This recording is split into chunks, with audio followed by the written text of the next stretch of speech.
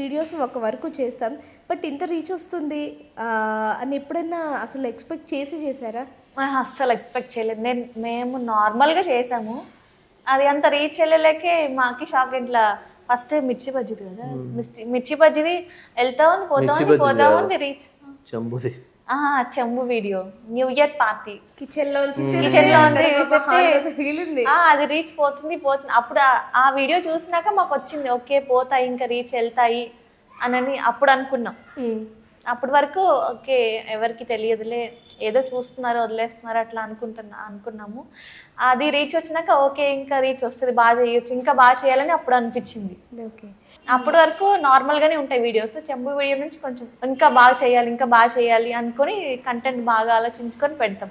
Okay, నార్మల్గా అందరూ videos చేస్తూ ఉంటారు, కాకపోతే కొంతమంది ఫేమ్ అవ్వడానికి చేస్తూ ఉంటారు, కొంతమంది టైం పాస్కి చేస్తూ ఉంటారు, కొంతమంది రెవెన్యూ కోసం చేస్తూ ఉంటారు. అంటే మీరు ఏ పర్పస్ మీద చేశారు అంటే చెప్పండి. నార్మల్గా టైం పాస్ కోసమే స్టార్ట్ చేసాం, తర్వాత రీచ్ వస్తుంది కదా అని ఇంకా బాగా చేయాలి అట్లా. రీచ్ వస్తుంటే భయం వేస్తుంది యాక్చువల్గా చెప్పాలి. వీడియోస్ అన్న తర్వాత సోషల్ మీడియాలోకి ఎంటర్ అయ్యారు అన్న తర్వాత ఒక వీడియోకి పాజిటివ్ వచ్చిన ఇంకొక వీడియోకి నెగిటివ్ అనేది వస్తుంది. సో మీకు ఎప్పుడైనా నెగిటివ్ కామెంట్స్ వచ్చిన సందర్భాలు, మీరు బాగా ఇబ్బంది పడ్డ సందర్భాలు ఎప్పుడైనా ఉన్నాయా? ఉన్నాయి, అంటే చాలా వరకు పాజిటివ్గానే వస్తాయి కామెంట్స్, ఎక్కడో ఏదో నెగిటివ్ కామెంట్స్ వస్తాయి, అది కూడా కావాలని పెట్టినట్టు అట్లా వస్తుంటాయి చాలా వరకు. అందరూ పొగుడతారు కానీ ఈ వీడియోస్ చూసి చాలా మంది అంటే రియల్గానే కొడుతున్నారేమో, డామినేట్ చేయడము, ఇట్లా మాట్లాడటము, పార్టీస్కి పంపించకపోవడము అట్లా అనుకొని అట్లా పెడుతుంటారు. లేడీస్ అంతా ఇంతేను, ఎందుకు ఇట్లా చేస్తారు, అంటే స్వేచ్ఛ ఉండదు, ఇట్లా పెడతారు కొంతమంది అయితే చాలా వల్గర్గా పెడతారు కామెంట్స్. కొంతమంది అంటే చాలా ఇప్పుడు ఒక 500,000 కామెంట్స్లో ఒక 3-4 అట్లా వస్తాయి. అవి వచ్చినప్పుడు ఏంటంటే కొంచెం మైండ్ డిస్టర్బింగ్ ఉంటుంది. ఇంకా మామూలు డిలీట్ చేసేసుకుంటాం, ఎప్పుడప్పుడు కామెంట్ చూస్తూ ఉంటాం అనమాట. ఎక్కువ రీచ్ పోతుందంటే భయం వేస్తుంటుంది, ఎవరో ఒకటి పెడతాడు. రీచ్ పోయినంత సేపు బాగానే వస్తాయి, ఒక 5 మిలియన్ అట్లా దాటినాక అప్పటి నుంచి కొంచెం బ్యాడ్ కామెంట్స్ వస్తుంటాయి. పానీపూరి వీడియోకి అయితే 7,000 షాపింగ్ చేసినందుకు ఇట్లా చేస్తారు అంటే మనీ విలువ తెలియదు, ఇలానే లేడీస్ అందరూ అంతేనే మనీ ఖర్చు పెడతారు కానీ సంపాదించరు, అట్లా ఇంకా బ్యాడ్ కామెంట్స్ ఇంకా చాలా అంటే చాలా వచ్చాయి. తర్వాత ఇంకా అవి చూసి మేము ఇంకా ప్రతిదీ డెలీట్ చేసుకుంటూ కూర్చోలేము కదా, ఇంకా అందుకని కామెంట్స్ కూడా ఆఫ్ చేసేసాం. పానీపూరి వీడియో చెప్పాలంటే తను అసలు ఏం అడగదు,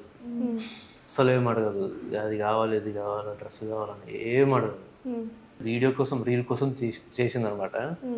కానీ ఇంకా వస్తాయి కొన్ని బ్యాడ్ కామెంట్స్, ఒక 3-4 వల్గర్గా వస్తాయి. మిగతావి ఏంటంటే ఒక ఫిలాసఫీ పెడతారు, ఇట్లా చేయకూడదు ఇట్లా చేయాలి అంటే ఆ కామెంట్ కింద మళ్ళీ అందరూ రిప్లై ఇవ్వడం. కానీ అన్నిటికన్నా బాగా అనిపించేది ఏంటంటే ఓకే వస్తాయి కానీ బ్యాడ్ కామెంట్స్ చాలా మంది కామెంట్స్ లో అన్న వదిన రియాక్ట్ అయ్యారు, చాలా కనెక్ట్ అయ్యారు బాగా.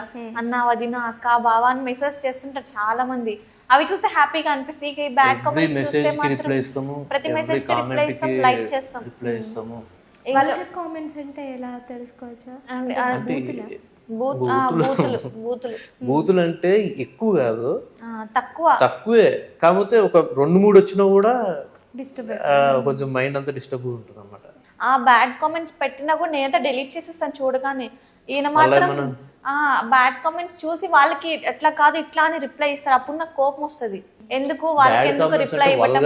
పెట్టిన వాళ్ళకి కాదు, వల్గర్గా పెట్టిన వాళ్ళకి రిప్లై ఇవ్వచ్చు, ఇంకా ఇచ్చినా కూడా వేస్ట్. వాళ్ళ మెంటాలిటీ అంతే. మామూలుగా కొంచెము ఫిలాసఫీ అంటే ఇట్లా మేము చెప్పిన దానికి చేసిన దానికి అట్లా చేయకూడదు, ఇట్లా చేయాలి, ఇట్లా జస్ట్ రీల్ చేసినాక చికెన్ తినకూడదు అట్లా అట్లాంటి వాటికి రిప్లై